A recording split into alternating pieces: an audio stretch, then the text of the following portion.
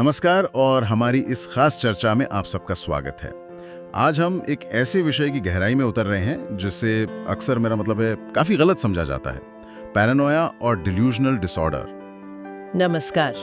हाँ, ये विषय वाकई में बहुत नाजुक है और इस पर सही जानकारी होना जरूरी है। बिल्कुल, हमारे पास इस पर अकादमिक शोध सामग्री भी है, तो हमारी कोशिश यही रहेगी कि इस जटिल विषय को थोड़ा आसान बनाएं। इसके लक्षण, कारण और इलाज, इन सब पहलुओं को समझने की कोशिश करेंगे। जी। तो पैरानोया का नाम सुनते ही अक्सर लोगों के दिमाग में शायद बहुत ज्यादा शक या संदेह की बात आती है, पर ये उतना सीधा नहीं है ना? नहीं, बिल्कुल नहीं। ये उससे कहीं ज्यादा गहरा मामला है। असल में ये एक मेडिकल स्थिति है जो सीधे हमारे दिमाग पर असर डालती है। अच्छा। हाँ, जैसे कि जो शुरुआती मनोचिकित्सक थे, क्रेपलिन जैसे, उन्होंने इसे एक ऐसी मानसिक बीमारी माना जिसका कारण बाहरी नहीं बल्कि अंदरूनी होता है। अंदरूनी? हाँ, मतलब शरीर या दिमाग के अंदर से, और इसमें आमतौर पर वो चीजें दिखना या सुनाई देना शामिल नहीं होता जो असल में है ही नहीं, यानी हैलुसिनेशन। सबसे जरूरी बात यह है कि ये एक वास्तविक मेडिकल कंडीशन है जो मस्तिष्क के काम करने के तरीके को बदल देती है, जिससे व्यक्ति की सोच, उसकी भावनाएं सब बदल जाती हैं। इसे किसी की व्यक्तिगत कमजोरी नहीं समझना चाहिए। सही कहा, जैसे डायबिटीज या अस्थमा कोई कमजोरी नहीं है। बिल्कुल, वैसे ही ये भी एक बीमारी है। तो फिर इसकी पहचान क्या है, मतलब मुख्य लक्षण क्या है? देखिए, इसकी खास पहचान है लंबे समय तक बना रहने वाला और लगभग हर किसी पर शक और गहरा अविश्वास। हर किसी पर? हाँ, मतलब शक करने की एक स्थायी प्रवृत्ति। ऐसे लोग बहुत ज्यादा संवेदनशील होते हैं, जरा सी बात पर उन्हें चोट पहुंच सकती है और वो लगातार इस बात के सबूत या इशारे ढूंढते रहते हैं जिनसे उनके शक को पुष्टि मिले। अच्छा, तो वो हमेशा एक तरह से सबूत खोजते रहते हैं? हाँ, बिल्कुल। वो हमेशा चौकन्ने रहते हैं, दूसरों पे भरोसा ही नहीं कर पाते। यहाँ तक कि अगर कोई दोस्ताना व्यवहार करे ना, तो उसे भी वो चालाकी या नुकसान पहुंचाने की कोशिश समझ सकते हैं। ओह। वे अजनबियों, यहाँ तक कि अपने जान पहचान वालों पर भी शक करते हैं कि वो उन्हें नुकसान पहुंचाएंगे या उनका फायदा उठाएंगे, भले ही इसका कोई ठोस सबूत ना हो। तो फिर रिश्ते बनाना तो बहुत मुश्किल होता होगा? हाँ, बिल्कुल। इसी वजह से गहरे रिश्ते बनाना उनके लिए बहुत मुश्किल, या यूं कहें कि डरावना हो जाता है। वो लगातार इसी खोज में रहते हैं कि कौन उनके खिलाफ है, कौन उनके विरुद्ध साजिश कर रहा है। उनका बर्ताव अक्सर बहुत सतर्क, कभी कभी दुश्मनी भरा और कुछ मामलों में तो आक्रामक या मुकदमेबाजी वाला भी हो सकता है। उनकी जो भावनात्मक दुनिया है वो काफी सिकुड़ जाती है। आपने क्रेपलिन का जिक्र किया था, उन्होंने शुद्ध पैरानोया या प्योर पैरानोया के बारे में भी कुछ कहा था, ये क्या है? हाँ, क्रेपलिन ने ये शब्द एक ऐसी स्थिति के लिए इस्तेमाल किया था जहाँ भ्रम तो मौजूद हो, मतलब कोई पक्का गलत विश्वास हो, लेकिन व्यक्ति की जो बाकी सोचने समझने की क्षमता है उसमें कोई खास कमी न दिखे। अच्छा। और सिजोफ्रेनिया, जिसे उस समय डिमेंशिया प्रिकॉक्स कहते थे, उसके दूसरे लक्षण भी न हो। और खास बात यह है कि ये जरूरी नहीं कि भ्रम हमेशा इसी बात का हो कि कोई उन्हें सता रहा है। मतलब कोई और तरह का भ्रम भी हो सकता है? हाँ, जैसे अगर किसी को ये पक्का यकीन हो कि वो कोई बहुत बड़ी धार्मिक हस्ती है या कोई महान व्यक्ति है, तो क्रेपलिन के हिसाब से ये भी शुद्ध पैरानोया माना जा सकता था। मूल रूप से ये एक ऐसा भ्रम है जो मुख्य रूप से व्यक्ति के खुद के बारे में उसकी सोच से जुड़ा होता है। समझ गया। तो शक के अलावा और कौन-कौन से लक्षण हैं जिनसे इसे पहचाना जा सकता है? देखिए, सबसे मुख्य लक्षण तो है स्थायी भ्रम, परमानेंट डिल्यूजन, मतलब एक ऐसा गलत विश्वास जो टस से मस ना हो। ये सिजोफ्रेनिया से इस मायने में अलग है कि सिजोफ्रेनिया में भ्रम शायद उतनी स्थायी या व्यवस्थित न हो, वो आते जाते रह सकते हैं। ओके। मानसिक स्वास्थ्य स्थितियों के निदान के लिए जो गाइडलाइंस होती हैं, जैसे पहले DSM-4 थी, उसमें पैरानॉइड पर्सनालिटी डिसऑर्डर के कई लक्षण बताए गए हैं। कुछ आम पैटर्न मैं बताती हूँ, जैसे दोस्तों या साथ काम करने वालों की वफादारी पर बिना किसी ठोस वजह के शक करते रहना। हाँ, बिल्कुल।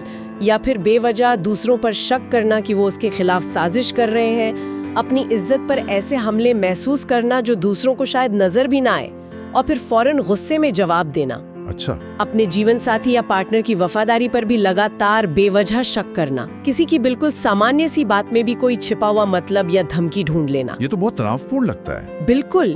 और इसी वजह से वो किसी को जल्दी भरोसे में नहीं लेते, क्योंकि उन्हें डर लगता है कि उनकी बताई हुई जानकारी उनके ही खिलाफ इस्तेमाल हो सकती है। और कुछ खास तरह के विचार भी आपने बताए थे? हाँ, कुछ और खास तरह की सोच भी देखी जाती है, जैसे ये सोचना कि दुनिया में सब लोग हर वक्त उसी के बारे में बात कर रहे हैं। इसे सेल्फ रेफरेंशियल थिंकिंग कहते हैं। अच्छा। कभी-कभी ऐसा महसूस होना कि दूसरे लोग उनका मन पढ़ सकते हैं या वो अपने विचारों से दूसरों के कामों को कंट्रोल कर सकते हैं।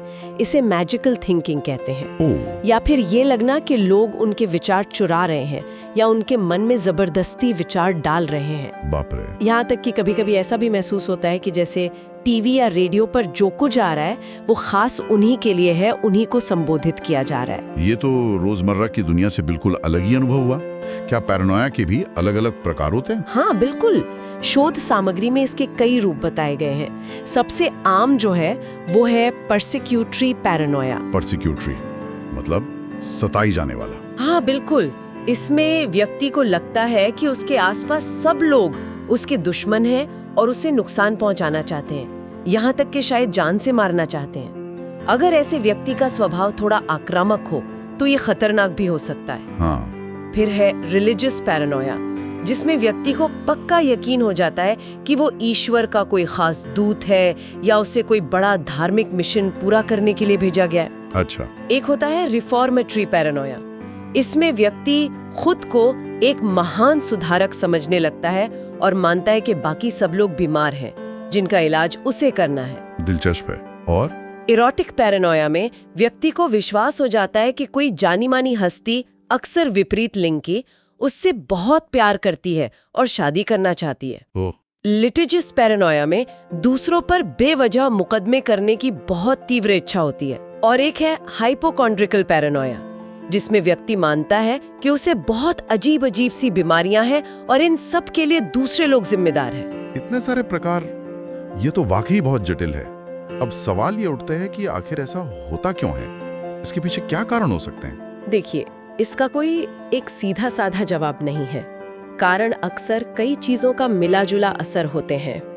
स्रोत कई संभावित वजहों की तरफ इशारा करते हैं, जैसे कुछ मनोवैज्ञानिक पहलू। मनोवैज्ञानिक जैसे कि? हाँ, जैसे कुछ पुराने विचारक थे, फ्रॉइड जैसे, उन्होंने इसे कुछ दबी हुई भावनाओं से जोड़ा था।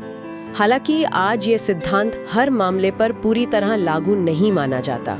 ठीक है। इससे ज्यादा अहम शायद है गहरी असुरक्षा या हीनता की भावना, फीलिंग्स ऑफ इंफीरियरिटी, जो हो सकता है पिछली नाकामियों, नफरत या किसी अपराध बोध से पैदा हुई हो। कुछ भावनात्मक उलझनें भी इसमें भूमिका निभा सकती हैं। और व्यक्तित्व का भी कोई रोल होता है? हाँ, कुछ मनोवैज्ञानिक मानते हैं कि खास तरह के व्यक्तित्व वाले लोग, जैसे जो ज्यादा भावुक हों, ईर्ष्यालु हों, शक्की हों या बहुत ज्यादा महत्वाकांक्षी, स्वार्थी या शर्मीले हों, उनमें इसका खतरा शायद थोड़ा ज्यादा हो सकता है। अच्छा। और क्या जैविक कारण भी हो सकते हैं, जेनेटिक्स वगैरह? हाँ बिल्कुल, कुछ शोधकर्ता मानते हैं कि आनुवंशिकता यानी जेनेटिक्स का भी इसमें हाथ हो सकता है। साथ ही दिमाग के कुछ हिस्सों की बनावट में अगर कोई असामान्यता हो, या फिर न्यूरोट्रांसमीटर्स जो दिमाग में संदेश ले जाने वाले केमिकल होते हैं, उनका संतुलन बिगड़ जाए तो वो भी भ्रम पैदा करने में भूमिका निभा सकता है। फिर माहौल और बाहरी कारक भी हैं। जिंदगी में बहुत ज्यादा तनाव इसे भड़का सकता है। तनाव तो आजकल सबकी जिंदगी में। हाँ, पर यहाँ बात अत्यधिक तनाव की है, और शराब या दूसरी नशीली दवाओं का दुरुपयोग भी एक बहुत बड़ा कारण बन सकता है। नशा भी? जी हाँ, और जो लोग समाज से थोड़े कटे-कटे रहते हैं, जैसे शायद अप्रवासी हो या जिनकी सुनने या देखने की क्षमता कमजोर हो, उनमें भी इसका जोखिम थोड़ा बढ़ जाता है। अच्छा। एक और बात आपने कही थी, सोचने के तरीके में गड़बड़ी, वो क्या है? हाँ, डिसफंक्शनल कॉग्निटिव प्रोसेसिंग, ये एक बहुत अहम पहलू है।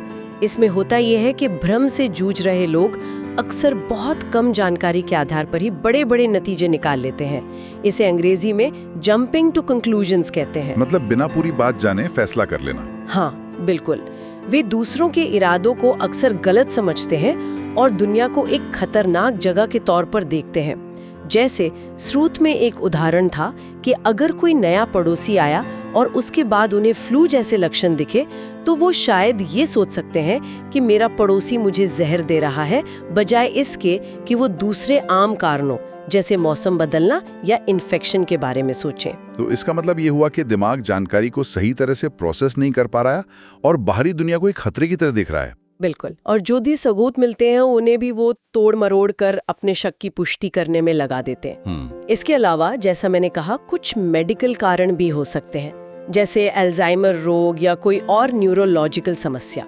और नशा यानी शराब, कोकेन, एम्फेटामिन वगैरह ये भी पैरानॉइड विचार पैदा कर सकते हैं। यहाँ तक कि जब कोई नशा छोड़ता है उस विड्रॉल के दौरान भी ऐसा हो सकता है। अच्छा। और हाँ, ये सिजोफ्रेनिया या साइकोसिस जैसी दूसरी मानसिक बीमारियों के साथ भी जुड़ा हो सकता है। पैरानोया से ही जुड़ा एक और शब्द है जो अक्सर सुनने में आता है, डिल्यूजनल डिसऑर्डर या भ्रमात्मक विकार। ये क्या है और ये सामान्य पैरानोया या पैरानॉइड पर्सनालिटी से कैसे अलग है? हाँ, डिल्यूजनल डिसऑर्डर ये एक गंभीर मानसिक स्थिति है। इसे साइकोसिस की श्रेणी में रखा जाता है, जिसका मतलब है कि व्यक्ति असलियत और अपनी कल्पना के बीच फर्क नहीं कर पाता।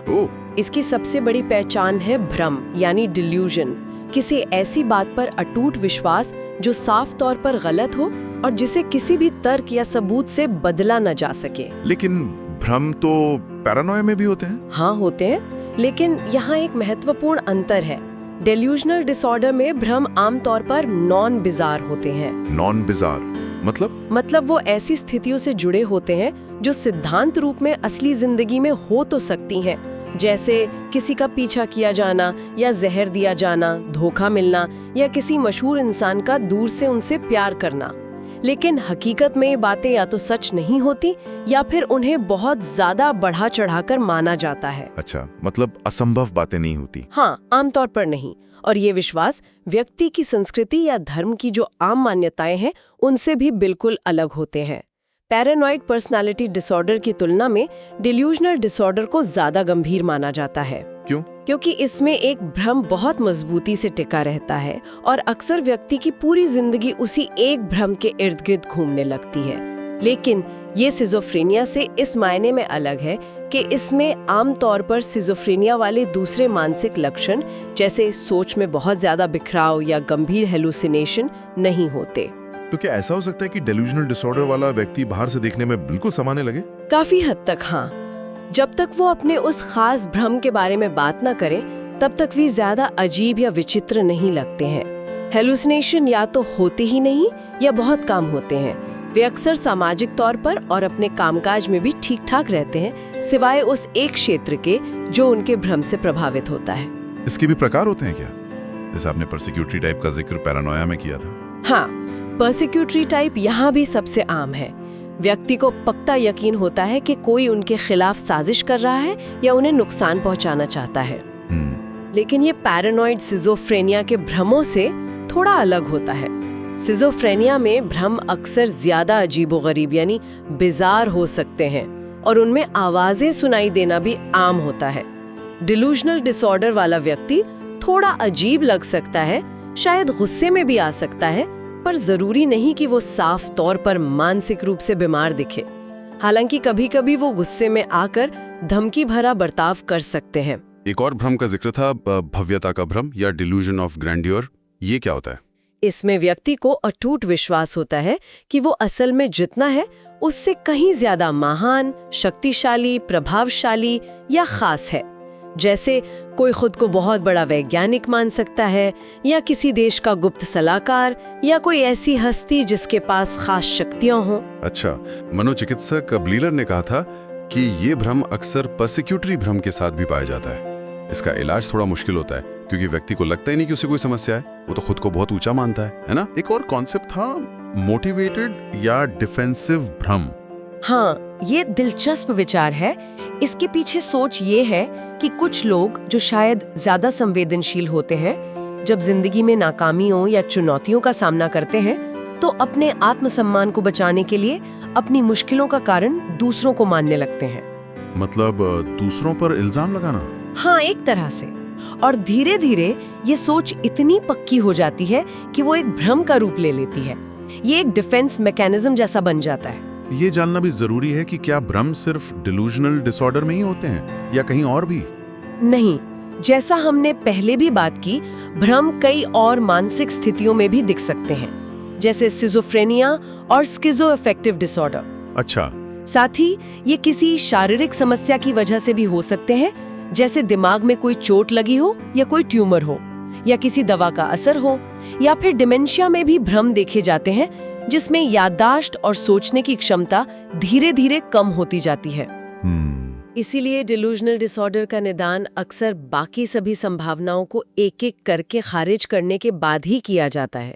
मतलब अगर लगातार हैलुसिनेशन नहीं है, याददाश्त की गंभीर समस्या नहीं है और कोई साफ मेडिकल या दवा संबंधी कारण भी नहीं मिल रहा, तब शायद डिलूजनल डिसऑर्डर का निदान सबसे सही हो सकता है। समझ गया। तो इतनी सारी जटिलताओं के बाद सबसे अहम सवाल पर आते हैं, क्या इन स्थितियों का इलाज मुमकिन है? क्या मदद मिल सकती है? देखिए, इलाज चुनौतीपूर्ण जरूर हो सकता है, लेकिन हाँ, मदद उपलब्ध है और स्रोत इस बात पर बहुत जोर देते हैं कि जैसे ही बीमारी का पता चले, इलाज फौरन शुरू कर देना चाहिए। फौरन? क्यों? क्योंकि अगर एक बार ये जड़ें जमा लें, तो फिर इलाज करना बहुत बहुत मुश्किल हो जाता है। अच्छा, तो क्या तरीके इलाज के? कुछ मुख्य तरीके हैं, जैसे एक है मनोविश्लेषण या साइको एनालिटिक तरीके।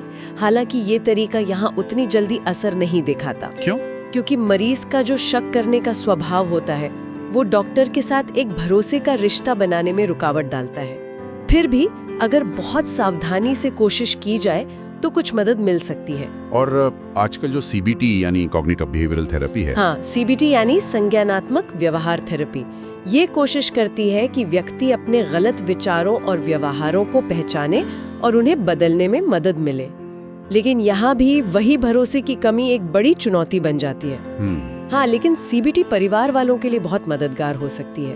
उन्हें ये समझने और सीखने में मदद मिलती है कि वे मरीज के साथ कैसे व्यवहार करें, स्थिति को कैसे संभालें। ये तो जरूरी है। दवाओं का क्या रोल है? दवाएं यानी ड्रग थेरेपी भी एक विकल्प है। एंटीसाइकोटिक दवाएं हैं, जैसे पुरानी दवाएं थीं थियोरिडाजीन, हैलोपेरिडोल, और अब नई पीढ़ी की दवाएं हैं, जैसे रिस्पेरिडोन, क्वेटियापाइन, ओलैंजापाइन। ये कुछ लक्षणों को, खासकर बेचैनी या उत्तेजना को कम करने में मदद कर सकती हैं। लेकिन क्या भ्रम पूरी तरह खत्म हो जाते हैं? अक्सर नहीं।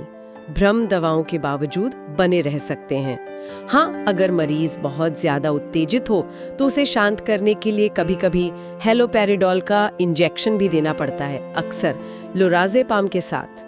इन दवाओं का असर कैसा रहता है? मतलब कितने लोगों पे काम करती हैं? असर मिला जुला होता है।